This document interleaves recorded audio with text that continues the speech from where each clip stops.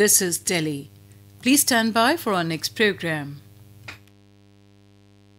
This is All India Radio. You will now hear comments from the press. Business Standard, in its editorial titled Relief for Startups, writes, promoters of unlisted companies have reasons to cheer after the Securities and Exchange Board of India (SEBI) released a consultation paper on the issuance of shares with differential voting rights or DVRs. The issuance of shares with higher voting rights was banned in 2009. The latest move shows SEBI is seized of the problem that many unlisted startup promoters face, the constant need for funds to fuel growth without losing control over their firms. The regulator has also proposed listing such companies provided the shares with superior voting rights are held by promoters for more than 1 year before filing the draft prospectus. Last year, both the Hong Kong and Singapore stock exchanges allowed the listing of companies with dual-class shares. To aid the listing process, SEBI has proposed to relax regulations such as the requirement of consistent profits for 3 years before issuing DVRs, allowing promoters to hold superior shares post-listing and changes in the takeover code. However, these shares cannot be issued after listing, traded and pledged.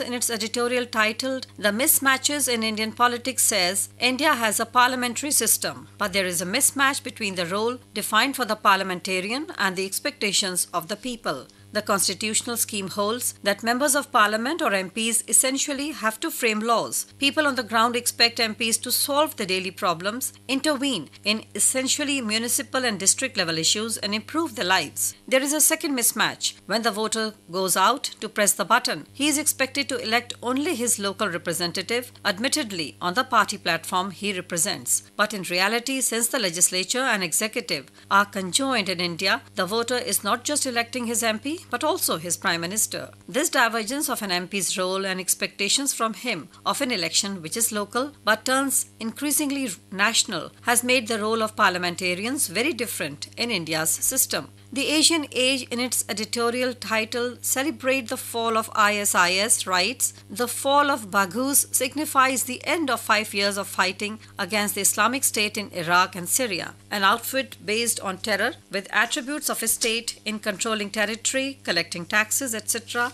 had to be taken down due to its clearly malign intentions. The end of ISIS landholding isn't the end of its however, and the West may still have to cope with the evil designs of sleeper cells and lone wolf attacks. Unless the US and Russia come to an understanding on West Asia, it's unlikely total peace will ever come about. The ideological stand of American interests, its regime change doctrine in Syria and elsewhere in the region, and its objective of reducing Iran's ability to interfere in Arab conflicts is just one part of the story. The Economic Times, in its editorial title Welcome Shift in New Telecom Policy, writes, the new National Digital Communication Policy 2018 sensibly stresses affordability and availability over direct revenues from licensing and spectrum allocation. Former CAG Vinod Rai would be dismayed and the entire narrative of a huge telecom scam because spectrum was not allocated on the basis of revenue maximization dented, but the people of India and the economy stand to gain from this clarity on what the goal of telecom policy should be.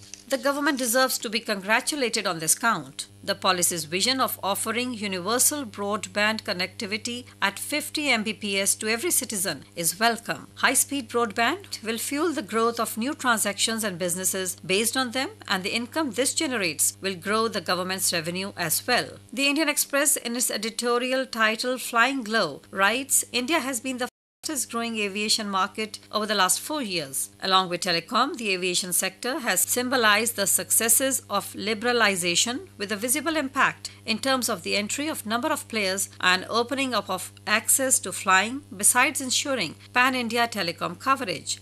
But the recent turbulence in the domestic airline industry manifests in the troubles of the full-service carrier Jet Airways, which has been forced to ground several of its aircraft due to its inability to pay rentals and a shortage of pilots. In the case of market leader Indigo, threatens to derail that growth. But unlike the telecom sector, where there has been a consolidation with the merger of Idea with Vodafone, it is disturbing to see the near collapse of a marquee brand like Jet, which had introduced service standards alongside Kingfisher, which folded up a few years ago. This is especially so when fuel prices on an average have been relatively low in an industry where even globally many big carriers have